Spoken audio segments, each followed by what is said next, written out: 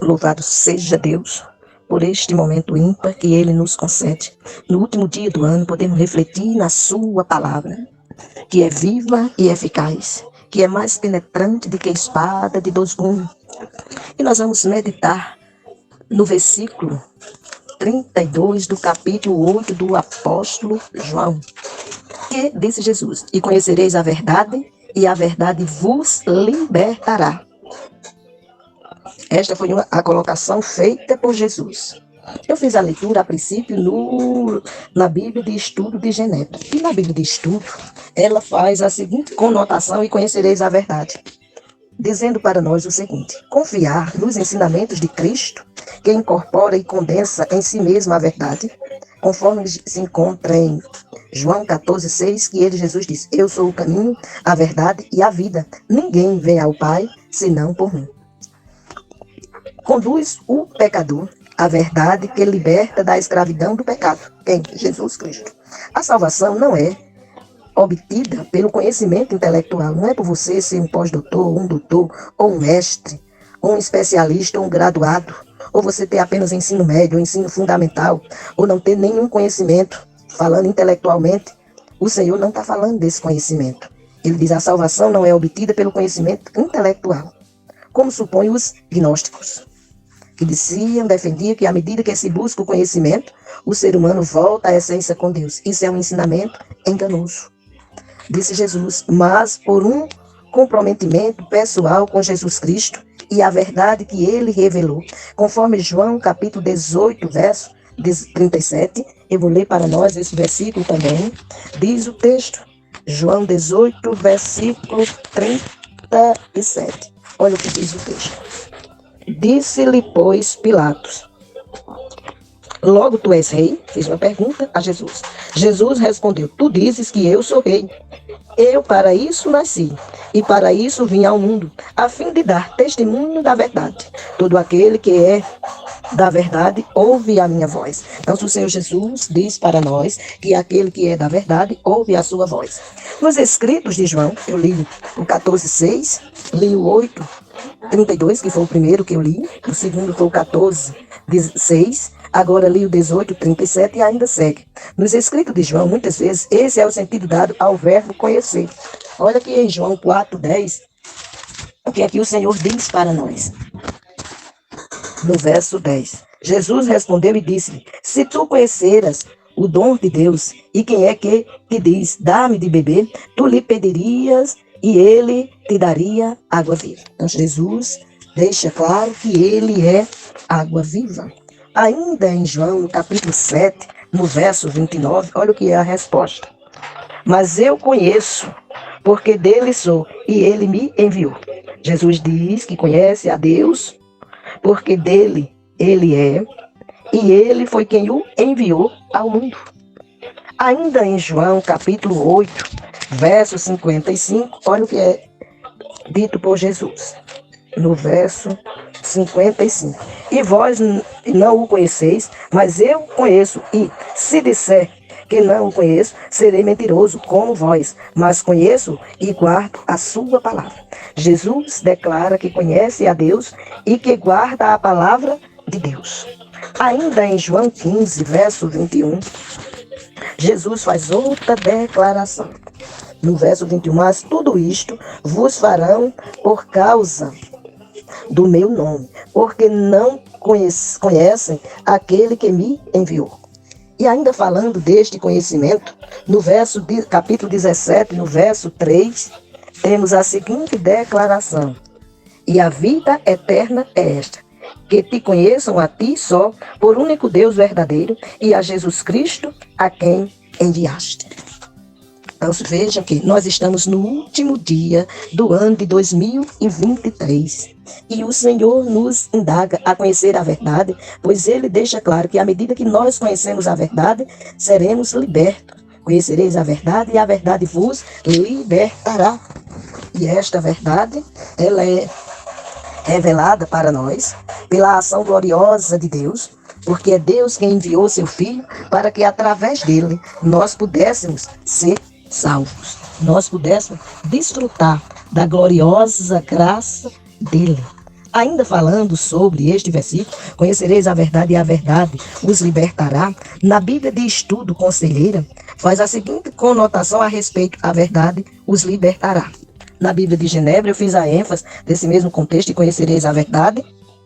E aqui, a verdade os libertará, na Conselheira, nos diz o seguinte: no sentido profundo, essa verdade aparece totalmente no próprio Jesus. Pois ele diz em João 14,6, como também foi dito na reflexão em Genebra: conhecereis a verdade e a verdade os libertará. Em João 14, ele diz: eu sou o caminho, a verdade e a vida, ninguém vem ao Pai senão por mim. Portanto, trata-se de uma pessoa, um relacionamento pessoal com Deus, mais do que um conceito intelectual. Até agora, aqueles judeus só tinham concordado com o que Jesus acabara de dizer, mas ainda não conheciam de fato a verdade em pessoa. Num sentido mais geral, esse é também um princípio muito terapêutico. Sem verdade não há libertação, nem de vícios, nem de pecados, nem de problemas de relacionamento. E isso vale, sobretudo, para a verdade sobre nossos próprios defeitos e pecados, conforme João 4, versos 17 e 18.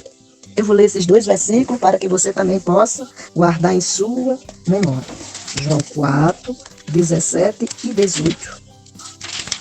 Diz o texto: a mulher respondeu e disse: não tenho marido. Disse-lhe Jesus: disseste bem, não tenho marido, porque tivesse 5 maridos, e o que agora tens não é teu marido. Isto disseste com verdade. Os versos que eu li em João 4, 17 e 18, é no texto que tem o diálogo entre a mulher samaritana, ou a mulher de Samaria, e Jesus. Então, além disso, nós temos ainda na Bíblia Conselheira dizendo o seguinte para nós: sem essa sincera autocrítica, seremos eternos prisioneiros de um auto-engano. Em 1 João, capítulo 1, verso 8, olha que nos diz o texto. O apóstolo João trata conosco, não só no Evangelho, mas também em suas cartas. Ele nos traz ensinamento a respeito de quem somos e a respeito de quem Jesus é. E ele quer que nós, os seres humanos, andem na presença de Deus. Mas para andar na presença de Deus é preciso que aconteça conosco, como disse Jesus: conhecereis a verdade e a verdade vos libertará. É Ele, Jesus, a verdade. É Ele, Jesus, quem nos liberta. Em 1 João 1,8, o texto nos diz: se dissermos que não temos pecado, enganamos-nos a nós mesmos e não há verdade em nós. Olha aqui no verso 9 dessa mesma carta, ele diz: se confessarmos os nossos pecados, ele é fiel e justo para nos perdoar os pecados e nos purificar de toda a injustiça. Então, nós precisamos confessar. Diz ainda no verso 10, se dissermos que não pecamos, fazemos-lo mentiroso e a sua palavra não está em nós. Aí João continua advertindo a igreja, dizendo no capítulo 2, no verso 1: meus filhinhos, estas coisas vos escrevo para que não pequeis. E se alguém pecar, temos um advogado para com o Pai, Jesus Cristo, o justo. E ele é a propiciação pelos nossos pecados, e não somente pelos nossos, mas também pelos de todo mundo. Todo aquele que crê que Jesus foi enviado por Deus, esse tem com Deus verdadeira paz, porque é liberto dos seus pecados e gozará de inteira comunhão com Deus. Seguindo ainda no comentário da Bíblia de Estudo Conselheira, ele diz assim: perdendo bons anos de vida para sustentar imagens falsas sobre nós mesmos. O caminho é unir os dois sentidos, humildemente avaliando os nossos defeitos à luz de Jesus Cristo. Nós precisamos nos avaliar. Precisamos sondar. Geralmente, quando chega essa época natalina e final de ano, a maioria das pessoas para e faz uma reflexão, e na sua reflexão diz assim: no ano que está nascendo, ou que está a nascer, vou ser diferente. Vou me portar de forma diferente. Vou buscar mais a Deus. Vou ser mais humano. E vai fazendo várias colocações. Mas, para se ter inteira comunhão com Deus, saber o sentido da caminhada, como nos ensina o salmista, no Salmo 119:11, dizendo: escondi a tua palavra no meu coração para eu não pecar contra ti. E segue nesse mesmo salmo, dizendo no verso 105: lâmpada para os meus pés é a tua palavra e luz para o meu caminho. O caminho é unir os dois sentidos, humildemente. Que os dois sentidos? Avaliando os nossos defeitos à luz de Jesus Cristo, porque nele não há pecado. Ele é o verbo que se fez carne, habitou entre nós, cheio de graça e de verdade, e vimos a glória do unigênito do Pai. Ele é a razão da nossa existência. Quando nós conhecemos a Jesus da forma como verdadeiramente Ele é, sem ser aquele que é feito uma imagem, e isto nos faz de ouro, outros de bronze, outros de gesso, outros de madeira, outros que fazem até de papel. Olha, o ser humano precisa conhecer a Deus através de Jesus Cristo, que é o Filho unigênito do Pai, enviado com a proposição ou com a missão de resgatar o pecador. Quando se conhece a Ele, verdadeiramente conhece o caminho. Ele disse: eu sou o caminho, a verdade e a vida. Ninguém vem ao Pai a não ser por mim. Quando assim conhecemos, realmente fazemos o que Ele espera de nós, que é de sermos verdadeiros adoradores. Essa é a adoração em verdade, como você pode ler no Evangelho segundo João, capítulo 4, verso 23. Também vou ler esse texto para nós, para que você possa guardar em sua mente e em seu coração. E possa, neste ano que está às portas a nascer, porque hoje é o último dia do ano de 2023, em o Evangelho de João, capítulo 4, no verso 23, ele diz: mas a hora vem, e agora é, em que os verdadeiros adoradores adorarão o Pai em espírito e em verdade, porque o Pai procura a tais que assim o adorem. Deus espera que você e eu, que nós o adoremos de toda a alma, de todo entendimento e de todo o coração, pois é assim que declara a palavra, lá em Lucas, capítulo 10, versículo 27. Ele é bem claro para nós. Diz o texto, olha que é no diálogo do bom samaritano, no verso 25, eu vou ler do 25 ao 27, para que você entenda o que Jesus estava dizendo quando foi indagado. E eis que certo homem, intérprete da lei, ou doutor da lei, se levantou com o objetivo de pôr Jesus à prova e lhe perguntou. Olha a pergunta qual foi. Mestre, que farei para herdar a vida eterna? Então Jesus lhe perguntou. Ele fez uma pergunta a Jesus fez uma pergunta a ele. O que está escrito na lei? Como você a entende? E a isto o homem respondeu, ele respondeu: ame o Senhor, seu Deus, de todo o seu coração, de toda a sua alma, com todas as suas forças e de todo o seu entendimento. E ame o seu próximo como você ama a si mesmo. Essa é a colocação daquele homem para Jesus. No verso 28, então Jesus lhe disse: você respondeu corretamente. Faça isto e você viverá. O que é que Jesus disse que ele respondeu corretamente? É que devemos amar o Senhor, o Deus soberano, de todo o nosso coração, de toda a nossa alma, de todas as nossas forças e de todo o nosso entendimento. E além de ser assim para com Deus, devemos ser com o próximo, porque diz: e ame o seu próximo como você ama a si mesmo. O Senhor espera que a gente ame o próximo como amamos a nós mesmos, que cuidemos do próximo como cuidamos de nós mesmos. E assim estamos declarando que verdadeiramente conhecemos a verdade. Aonde é que nós temos o conhecimento da verdade? É nas Sagradas Escrituras, ou seja, na Palavra de Deus. E com relação à Palavra de Deus, cabe algumas colocações nossas. Você conhece a linha do tempo básica da Bíblia? Olha o que nos traz a linha básica da Bíblia. Criação, Gênesis 1 e 2, data desconhecida. A queda, que é o capítulo 3, também data desconhecida. O dilúvio, a queda está em Gênesis 3. O dilúvio você tem os versos, o capítulo de 6 a 8, também data desconhecida. Mas depois você vai ter, por exemplo, outra conotação, que está em Gênesis de 12 a 25, que é a história de Abraão. E esse já temos uma data precisa, que é o ano 2166 a.C. Depois nós vamos contemplar outros fatos que vão sendo relatados nas Sagradas Escrituras.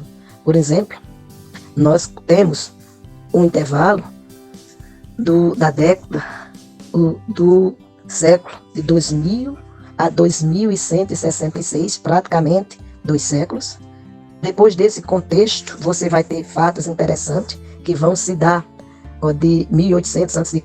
e entre 1800 e 1600 a.C. Mais precisamente, são textos descritos no livro de Êxodo, e que temos Jacó e sua família se mudam para o Egito, conforme Êxodo 1. Mas antes disso, você tem fatos que são de datas desconhecidas. Você tem o Êxodo, a travessia do Mar Vermelho, conforme está lá em Êxodo capítulo 12, que data do ano de 1446 a.C. Depois você tem outros momentos, que é o momento do povo hebreus, que você vai ter do ano de 1400 a.C. a 1200 a.C., só que entre esse período você vai ter fatos interessantes. Por exemplo, entre 1380 a 1050 você vai ter o período dos juízes, que vão estar relatados no livro de Juízes e em até 1 Samuel capítulo 8. Ainda dentro desse contexto, o povo hebreu conquista Jericó, que está no livro de Josué, capítulo 6, e a data é 1406 a.C. Depois você tem outros relatos interessantes, entre 1010 e 970 a.C., que é a história dos reis, e dentre eles temos o destaque da história do rei Davi. Você tem a conotação feita em 2 Samuel, do capítulo 2 ao capítulo 24, e em 1 Crônicas, do capítulo 11 ao capítulo 29. Dentro desse contexto de 1010 e 970, temos esses fatos a ser relatados. Entretanto, quando você olha, além desses períodos, do ano 1000 a.C. ao ano 800 a.C., você vai ver todos os relatos ali feitos em Samuel e Crônicas. Mas você vai contemplar em 722 a.C., queda de Israel, e está se referindo ao Reino do Norte. Além desses contextos, você vai contemplar outros fatos. Você vai ter, no período de 800 a 600 a.C., relatos que vai descrevendo todo um contexto a respeito do Reino do Norte. Entretanto, no ano 586, você tem a queda de Judá, que é o Reino do Sul, conforme está descrito em 2 Reis, capítulo 25.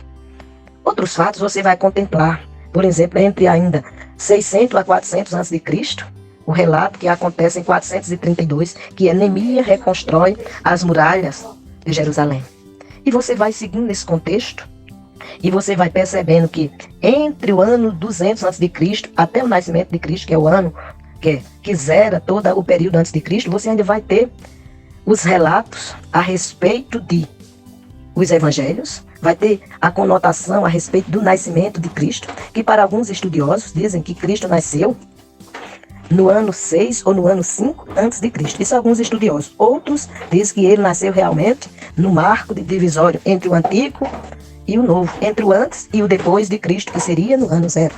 A partir daí você vai contemplar os relatos descritos sobre ele. Só que ainda ficou faltando eu citar um marco interessante que se dá no ano 63 a.C., que é o Império Romano conquista a terra de Israel, tanto o Reino do Norte quanto o Reino do Sul, porque o Reino do Norte e o Reino do Sul é que forma Israel. Com relação após o nascimento de Cristo, você vai ter do ano 26 ao ano 30 depois de Cristo, você vai ter o relato sobre vida, morte e ressurreição de Cristo, que você encontra nos livros de Mateus, Marcos, Lucas e João. Com relação ao nascimento, você encontra só em Mateus, capítulo 1 e 2, e em Lucas, capítulo 1 e 2. Outros fatos são interessantes a serem destacados. Por exemplo, o ministério do apóstolo Paulo, que vai do livro de Atos a Filemão e compreende o período de 46 a 68 depois de Cristo. Além disso, ainda temos um outro destaque, que é o livro de Apocalipse, o qual é escrito no ano 95 depois de Cristo. Alguns estudiosos declaram que é na década de 90, porque uns dizem 95, outros dizem 96, outros dizem 90, mas é nessa época que ele é escrito. E eu fiz essa conotação porque toda a conotação tem como ênfase apresentar para nós a verdade. E o versículo que nós lemos em João 8,32 diz: conhecereis a verdade e a verdade vos libertará. E aí vem uma conotação. O que você conhece das Sagradas Escrituras?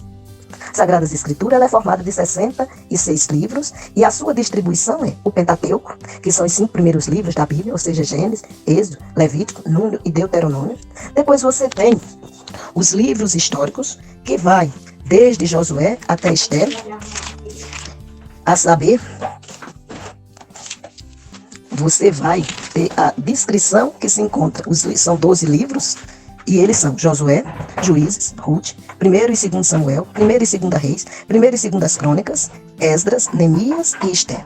Esses são os livros históricos. Depois você tem os livros descritos como sabedoria, que vai de Jó a Cântico dos Cânticos, ou seja, Jó, Salmo, Provérbios, Eclesiastes e Cântico dos Cânticos. Depois você tem os profetas maiores.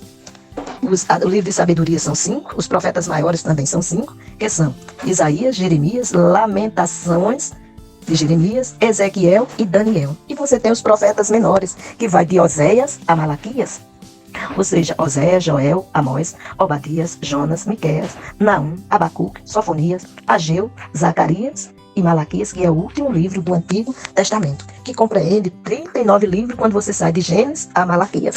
E em todos esses livros, você precisa conhecer o que cada um deles descreve a respeito de Jesus Cristo. Jesus disse que a gente conhece a verdade e através da verdade seremos libertos. O Antigo Testamento é formado de 5 blocos: Pentateuco, Histórico, Sabedoria, Profetas Maiores e Profetas Menores. O Novo Testamento também é formado de 5 blocos, a saber, os Evangelhos, que são Mateus, Marcos, Lucas e João. Depois temos a história da igreja, que é o livro de Atos. Depois temos as cartas paulinas, que vai de Romanos a Filemão. A saber, Romanos, 1 Coríntios, 2 Coríntios, Gálatas, Efésios, Filipenses, Colossenses, 1 e 2 Tessalonicenses, 1 e 2 Timóteo, Tito e Filemão.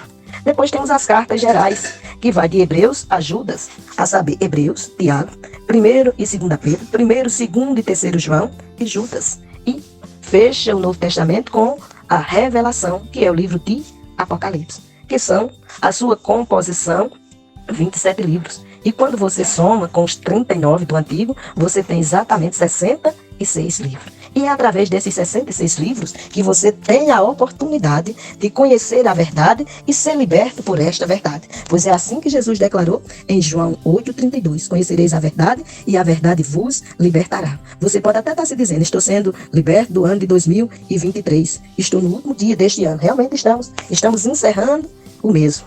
Mas a verdade você só conhece se conhecer Jesus, o Filho de Deus.